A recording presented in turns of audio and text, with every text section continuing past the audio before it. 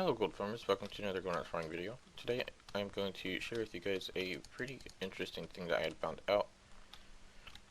I like to do a lot of shuffles, and a lot of my favorite ones I like to do generally tend to do with newer content, but because I don't have a lot of my characters leveled up, I can't necessarily collect the professions that you'd think you need to be able to use these shuffles for. I know Blizzard did a lot of profession changes, and I haven't really messed a whole lot with them.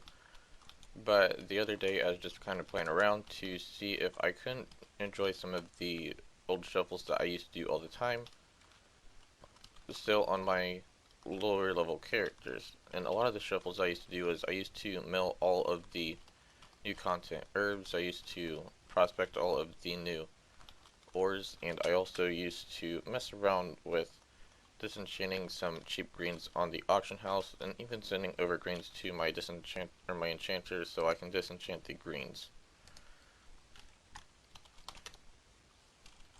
So I did find out that you can actually mill, prospect, and disenchant newer content greens without having the correct profession, I guess, proficiency of what you actually need. So I only have Legion inscription on this character. This character is only level 101, so I won't be able to get the Coltoran inscription at least anytime soon, but I'm still able to mill all of these herbs. So with this being said, that means you should be able to mill with just picking up inscription at a very low level.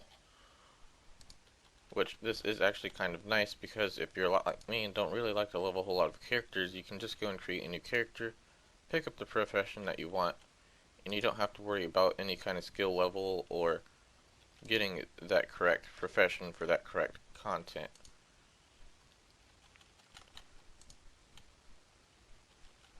You can also make a pretty big profit if you just send over all of the herbs, ores, and greens yourself.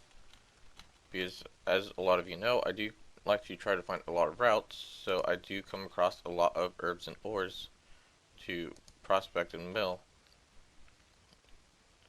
which you can make quite a bit more gold off of it that way. I had spent roughly 11k off of these herbs, just because, one, I didn't really want to send over herbs from my druid, and two, I figured it would make it'd be a little bit easier to kind of show you guys what it's like, or how I used to make my gold on this character.